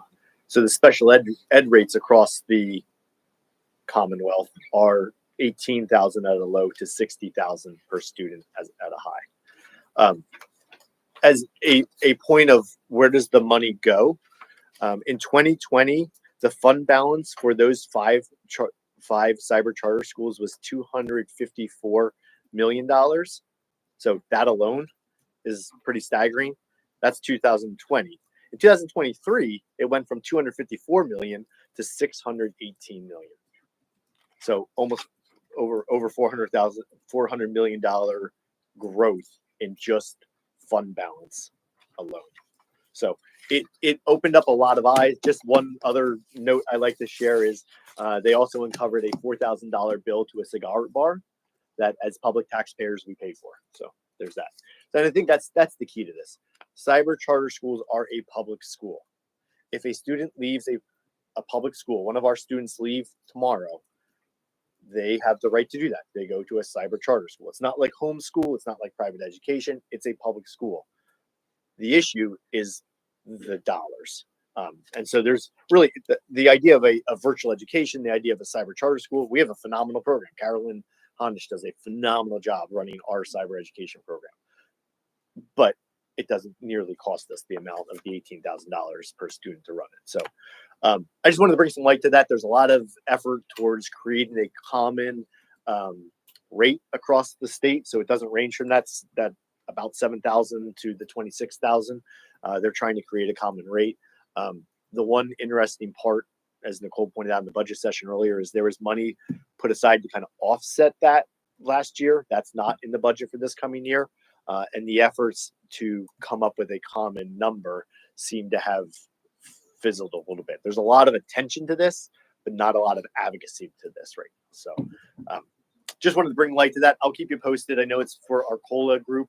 It's one of our key highlights and continues to be a focus area. So, sorry. In addition to the crazy costs, is it also not true that these cyber charters are not held accountable to the standards that the rest of us public school districts are held to? Both fiscal and academic.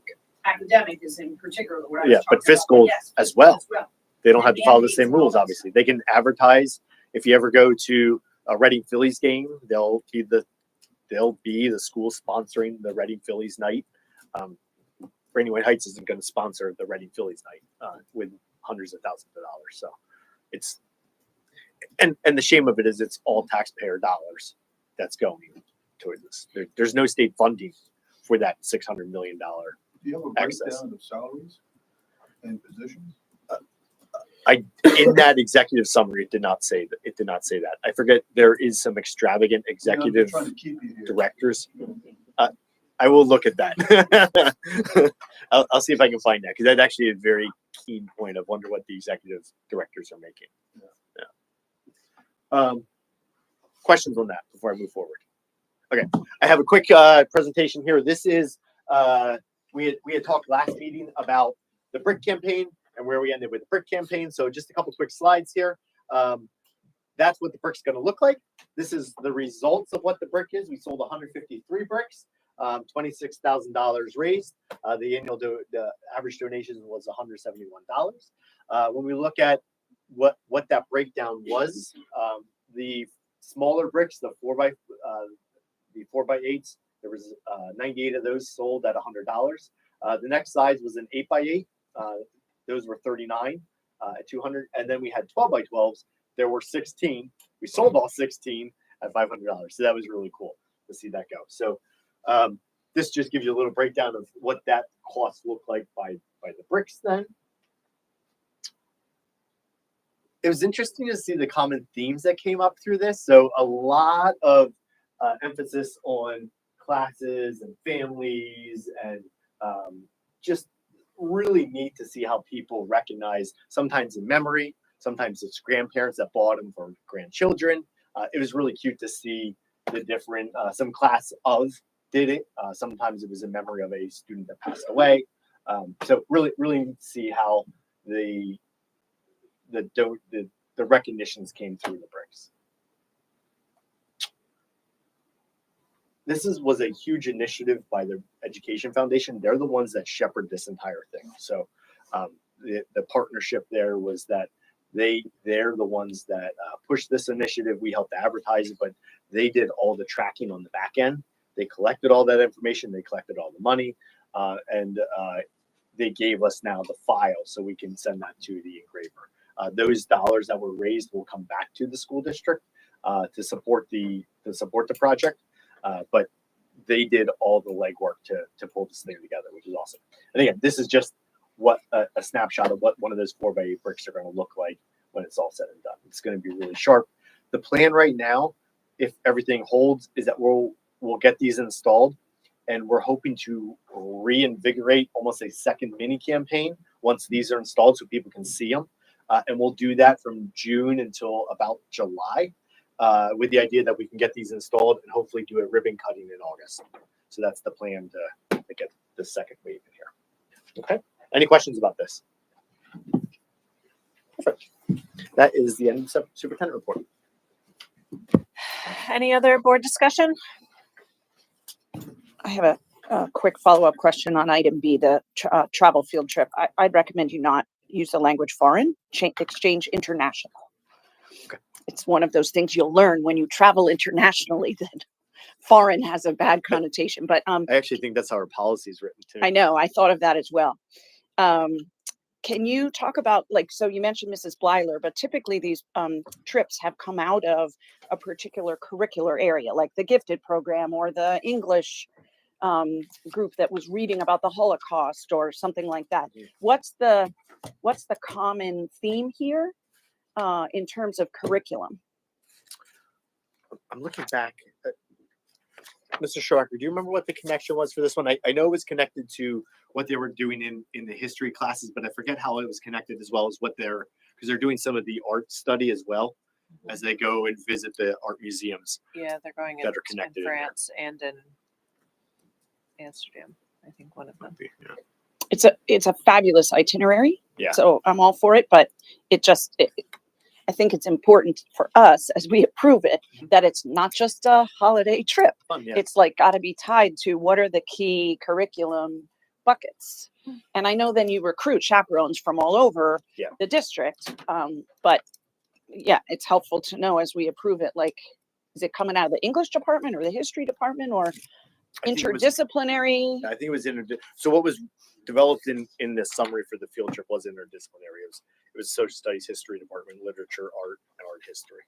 Okay, that's helpful. Thank you. Any other discussion? Could I have a roll call, please? Mrs. Hune, Yes. Mr. Reitenauer, Yes. Mr. Stubitz, Yes. Mrs. Walliser, Yes. Mr. Hefner, Yes. Mr. Hohenschult, Yes. Mrs. Eisenhart, Yes. 7 yeas, the motion passes. Personnel report. Could I have a motion and a second, please? Second, Stubitz. Get on. Mr. Pettiger. All right, a couple items under personnel report. We do have a a termination of an employee. It was a part-time employee that was working for us that was on a probationary period, and unfortunately, it did not work out. So that is for consideration this evening. We have increase for 2 food service members that are part-time employees. They would shift from 3.5 hours to 4.5 hours. This is to help offset some of the vacancies, as we've had some head cooks that are transitioning and retiring, and some other moving parts that are connected to that. So we're asking to increase their hours to that 4.5 hours. In terms of the coaches' recommendations under 4A or C4A, the one that was noted for the only addition for coaches for this month is Mr. Schmidt. That would be the throwing coach for track and field. And then there is a list of event workers that are considered for this spring as well. Finally, we have, oh no, I'm sorry, there's 2 more items. We have to approve Miss Selmer as a part-time food service substitute. And then we do have the 1 unpaid day for an employee that would be for June 30. And just a reminder, that would be 6 days of unpaid days, because I can approve up to 5. After 5, the board has to approve anything additional. So that would be for the unpaid leave. Any questions under personnel report? No board discussion. Just a quick commentary. So we don't know as board members who employee number 16470 is. At some point, is it reasonable to ask that we be given a cheat sheet of employee numbers and names so that we know who we're voting to approve or to deny or whatever? I actually put that as a discussion item under other business, because I know you had asked to have that added as a budget, as a agenda item. Okay. So we can talk about it then, if that's okay. Sure. Okay. We'll get there quick. Roll call, please. Mr. Reitnauer, Yes. Mr. Stubitz, Yes. Mrs. Wellizer, Yes. Mr. Hefner, Yes. Mr. Hohenschult, Yes. Mrs. Hune, Yes. Mrs. Eisenhart. Yes. 7 yeas, the motion passes. Okay. Other business. So I did add an agenda item onto the other business section. There was some email discussion about having an open discussion about our personnel section, and specifically having an employee ID number versus an employee name. And so we did some investigation into that. And I know the concern is from a board member perspective, at least I believe the concern is from a board member perspective, that it's hard to understand who you're making an approval for if you don't know the name. And I think that's why you had asked, maybe suggested, could we have a list? Part of the reason that we do this is to prevent some of that privacy of our employees, that a public agenda is a public agenda. And so names are out there for everybody. When we consider leaves, when we consider FMLA, those sort of things, sometimes there's pieces that are connected to someone's personal life that they wouldn't necessarily want out there by approving a leave. And so that's why we've reverted to numbers and employee identification versus names. That process has been in place now for a little bit of time. It really came in place once we started having a human resources department to help guide us through that process a little bit more. Different districts do it different ways. And I did talk with Mr. Pratt. I know the BCIU, at least what you had shared, uses actual names. In talking to some of my colleagues, as well as what Mr. Pratt had suggested, is some districts use the employee ID number, some districts use the name. It's really a district preference which way you want to go. So I kind of leave it at that. I do believe it's prudent for us to continue using the number, but we can make accommodations.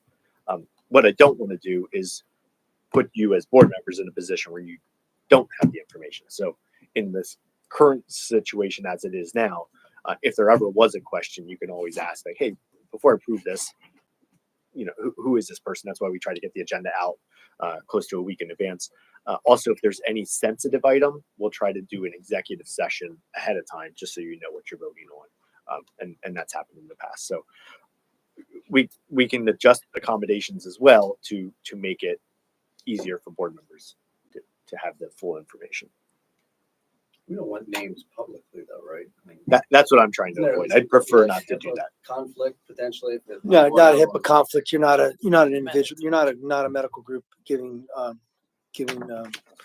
services. It's more of a privacy issue. I'll be honest with you all. A lot of these leaves that you're approving, you don't have to approve because FMLAs are right, sick leaves are right. There's all these contractual rights. People are allowed to take leaves of absence. It's only with those that you have to vote on. That be in public. Most of the time, when you see leaves that are on the policy, it's just as a process that you go through to approve them. I mean, you can't turn down someone's FMLA rights.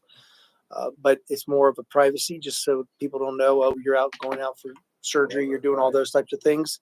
It's a courtesy to the employee. Now, there hasn't, we've looked at this situation in regard to, you're violating my right to privacy. Obviously, though, as a public employee, you lose a lot of your privacy rights. But in this case, it's just being more of a sensitive to the situation as to what leave it is, so that people aren't like, well, oh, I heard you're taking a leave, and well, how did you find that out? And so we're just trying to be more sensitive. How does this impact the district in this particular case? So She's not getting paid. Right. He's not getting paid. So there's no real cost benefit to that employee, and there's no loss to us. Correct. So I don't understand why do we have to know? I think Mr. Pottinger said in this instance, this employee has already used 5 unpaid days. And so our policy or practice is that if the employee requests a 6th or more unpaid day off throughout the course of a school year, that it comes to the board. He can't approve it without our support. Okay, so he asked you, how does this affect financially, if anything, the district? Well, because it's unpaid, it doesn't. It's more of a knowledge and are we honoring our procedure and policy issue? But And it does become academic when you think about it and how it can impact our students. If you have a teacher that's routinely taking unpaid days off, that's impacting the quality of instruction that the child is getting. Mm-hmm. If you want to continue to look at this. But that's what we have substitute teachers for. But I think you could easily argue that the quality of instruction that a substitute can provide on a periodic day basis is not equivalent to what a like a full-time classroom teacher can do. I mean, ask any student if that's true. I think you'd find out pretty quickly that when there's a substitute, the level of quality education is not commensurate with a standard classroom teacher. Well, I guess I'm going from my personal experience, having been in a high school where I've had several good substitute teachers that actually brought in a better presentation than the teacher itself. And that certainly could be the case. I think all I was saying was sort of on average based on student feedback. It's not to say that it couldn't be the case. I think we're sort of missing the point of why I brought this up, though. So the reason why I raised this as an issue is because there was an article recently about Bucks County schools, which I circulated to the group. Maybe y'all didn't have a chance to take a peek at it. There's a big debate in Bucks County around what the practice is across a variety of schools. And their solicitors are involved, but the community is kind of creating some buzz around this, because there's not consistency across districts, and it has to do with the Sunshine Law. So the gist is the public under the Sunshine Law should have the ability to understand what the school is doing. And my point was, sure, I agree, under the Sunshine Law, but even more importantly, as a board member, I don't know what I'm voting on here, right? I don't know who this person is. And not that that would influence my support or lack thereof, but if the public assumes that we know and we haven't even been told, then there's a disconnect, which makes me personally feel uncomfortable, which is why I raised it. So there's assumption, like the kids say this is a high school gym teacher, The kids in high school know who this is because this person's going to be, well, maybe not in this instance, but when there's an extended period of time, the kids, the families know so-and-so is out for a period of time. I, as a voting board member, have no clue because I haven't been informed. So all I was suggesting was we can let the solicitor guide us on the whole sunshine law compliance thing. But as a voting board member, it would make me feel more comfortable if our practice is going to be that we don't show names, which I can support from a privacy perspective. But what I feel uncomfortable with is that I don't even know who this is. It'd be like on the coaches list, approve this coach, but we don't have a name, we don't have a resume, we don't have credentials, we don't have any information. So I gave the opposite example. The other board I'm on as a representative from Brandywine, the BCIU board, gives us all of it. They give the name, they give us whether or not it's paid or unpaid leave, they tell us whether or not it's FMLA, and they tell us whether or not it's with benefits or without benefits. And we vote to approve that. And then when that employee returns from leave, we vote to, what was the phrase? Return from leave. So total contrast, my home district, I hardly get any information. The other board that I rep for Brandywine, I get full comprehensive information. And so somewhere in between, I'm recommending that, at least for me, if you all don't care, then that's fine. Then I'll just ask Andrew to give me a cheat sheet, which is kind of what I just did. Did they give you a reason, like why they went off? Yeah. Okay. Because I remember back, just another example, when I was teaching at Parkland, there was a teacher that was requesting off like every Thursday, Friday, using unpaid days off, and he was visibly being seen working for his brother's construction company. So he's getting paid by the construction company and missing out because he was getting more money there than what he would be getting as a teacher. So again, that's just an example of it being out in public, and here we are again, like she's saying, voting on it. Well, Johnny's down there working for his brother, and then we kind of have egg in our face because we have no idea that that's what's going on. But he's saying he knows, it's just. So we have the accounts, the absence account system set up so that like a sick day, they do not have to, but an unpaid day, they have to provide justification for why. And you could essentially say no Yes. without this even coming to us. So the policy, it's it's over 5 days. So I can approve up to 5 days. After that, you have to approve at least an unpaid day. So it could be a string of days. It could be like someone's out for 6 days. 6 days, they maybe only have, let's just say 3 days, 3 sick days, and they have to be out for surgery or something like that. I can approve up to 5, but then you have to approve the last couple. But you could have said no to this if the reason Yeah. you were giving was to work on those brothers. Right. Yep. Right. Yeah. And I'm not suggesting for a moment that board members need to know the reason, right? Specifically, oh, I have a headache, or oh, I'm going to the doctor, or oh, I'm going to my kid's senior graduation speech. Like, not our business. Right. I'm just saying generic. Is it paid or unpaid? You've told us it's unpaid. A reminder that it's coming to us because they've had 5 previously is helpful. And I'm just saying, is it with benefits or without? So they're not getting paid, but are we still covering their benefits? Which for 1 day, obviously the answer is yes in this instance. And then just give me personally and anybody else here that wants it, a cheat sheet so that I can have a key and look up who employee number 1, 2, 3, 4 is. Yeah. We can do that. Yeah. Thank you. Yeah. Okay. The only caveat to that is because it's rolling enrollment, we'll have to figure out a way to keep it active. Like staff members come and go. That's the only thing. So would you feel comfortable because once a month you send us this agenda electronically?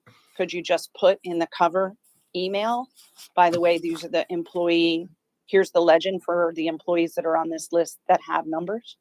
Yeah, or we might just make a Google Doc that keeps it live, something like that. We'll Okay. find a way. Okay. It's a good solution. Thank you. Any other board discussion? Any public comment? Yes, if you come up here and just state your name and district or address, something like that. What does he have to do? Yes, where you live and name, please. Say that again, please. You state your name and where you live. My name is Andrew Matson. I live in Bechtelsville.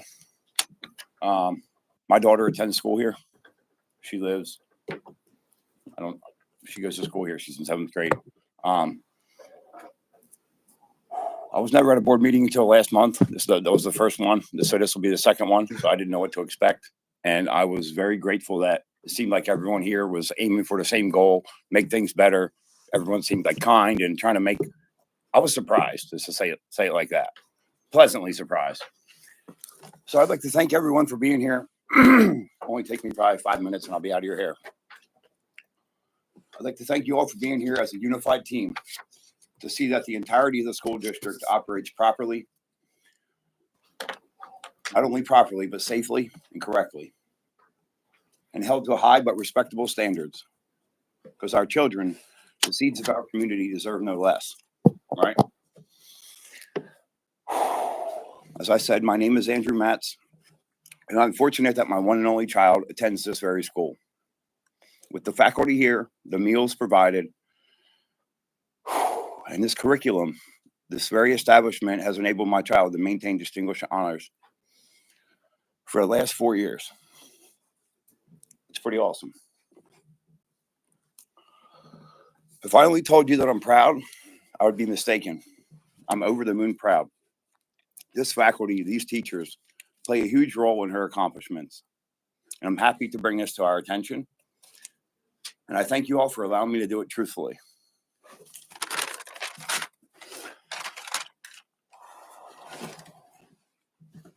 I'd like to discuss events that took place here in this school about 1 month ago at a middle school basketball game, girls basketball game. My parental intuition was called into play, and I'd appreciate your help to come up with a reasonable solution. What I witnessed and recorded is harmful to these children, and it also removes the parents' right to introduce and discuss these things as they see fit. So I entered the gym, I think it was January 28th. I can tell you the date if it's pertinent. While the pregame practice was going on for the girls' basketball game. A short while later, I heard vulgar music being broadcast through the gym. So initially when I entered, music was playing loudly and it was not inappropriate.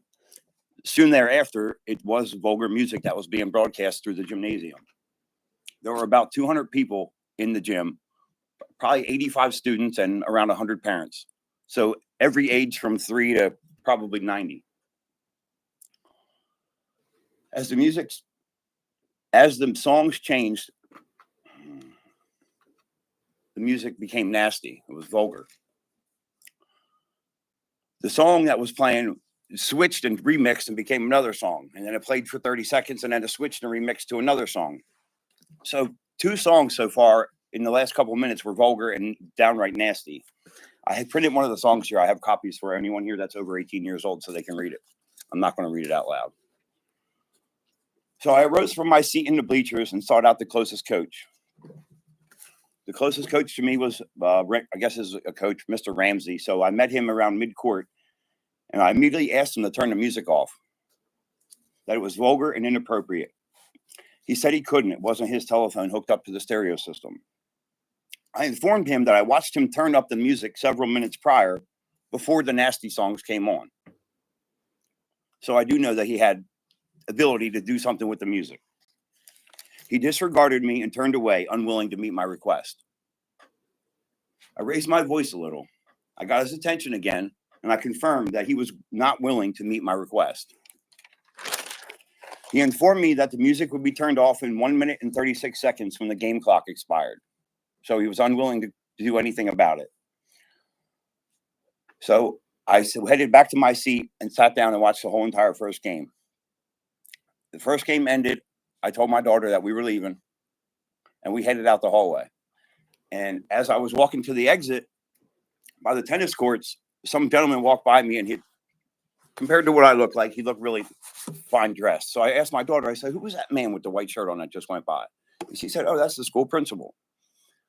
I said, all right, give me your hand. So we went immediately to the office.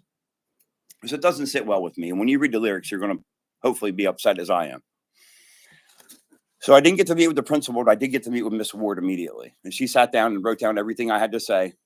And then she had the sports director or the assistant sports director, I'm not certain who it was, contact me the following day and try to come up with a solution. So I did attend another basketball game probably the following week, and there was no music played whatsoever.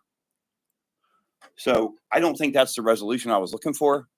I have a very expensive stereo in my truck. I like music as loud as I can get it. I love it, but it has to be appropriate. So I did print out one of the songs, and I do have videos on my phone of the other songs being played and the girls dancing inappropriately on the floor during the practice for the basketball game. I don't know if somebody would hand these out for me if you want to waste time and have you. Do you mind helping me, please?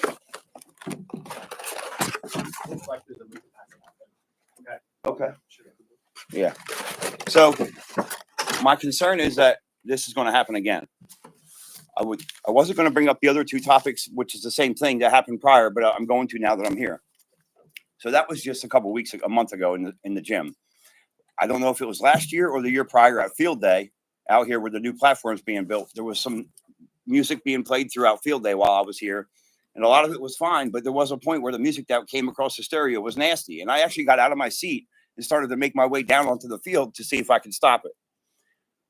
Before I got there, another staff member got to the teacher that was playing the music and had a discussion with her as I stood away watching. And she said, well, I'm not turning the music off because this is a radio edit and it's fine. And he said, I'm going to tell you right now, the music's not appropriate and you are going to turn it off and you're going to do it now. And so whoever the teacher was turned the music off immediately then. So I didn't have to say nothing. I went back to my seat and just kept watching like I was. So that was the first incident. The second one was here recently. Not to do with Brandywine School District, but I was at Schuylkill Valley High School for a cheer tournament recently, since that incident here a month ago.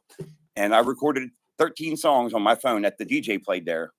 That 13 of the songs were totally inappropriate for any school situation whatsoever. So if I can, I would like to take somebody's information, maybe you, and I could email you these videos of these songs playing and you can look up the lyrics.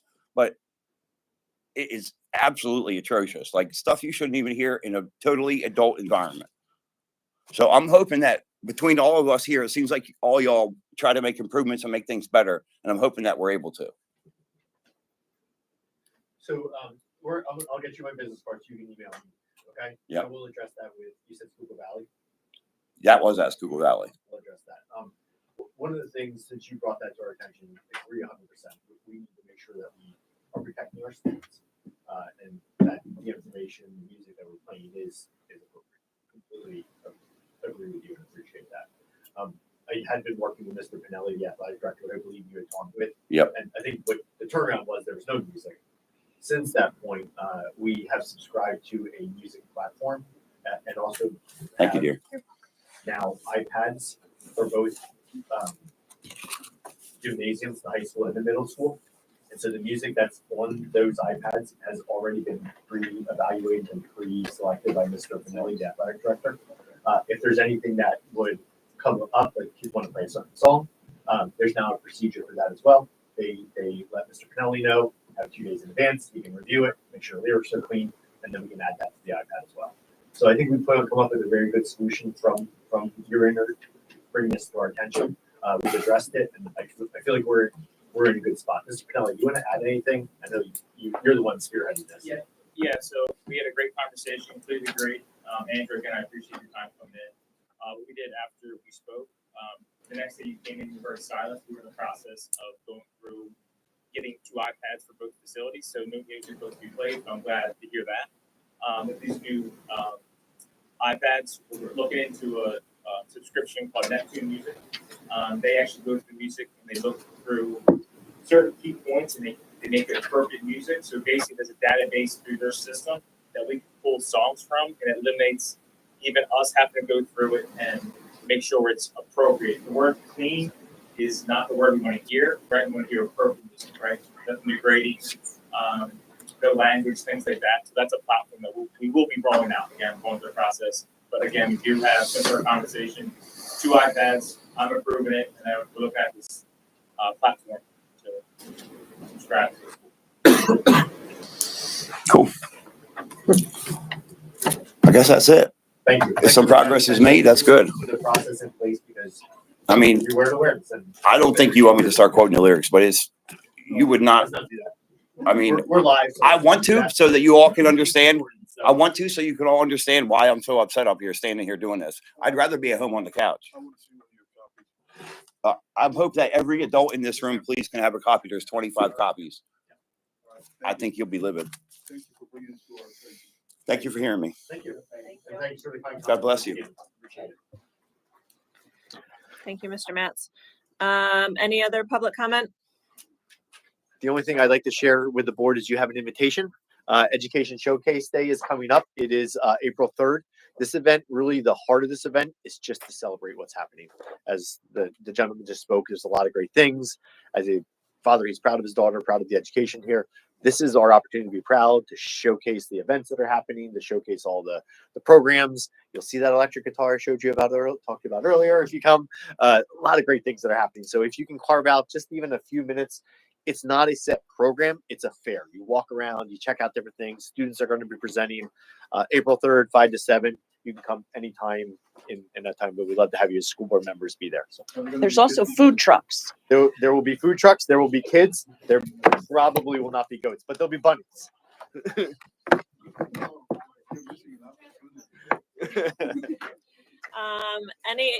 No other board discussion. I do have to announce that we have to have a executive session after the meeting for legal purposes. We do, sorry. And if there is nothing else, I will need a motion in a second to close the meeting. Second, Hugh. All right, thank you. Bang. Do I bang it? Sure. Good job. All right, we're gonna go right into my conference room. Grab a snack, water, anything in between. We'll get started since we have.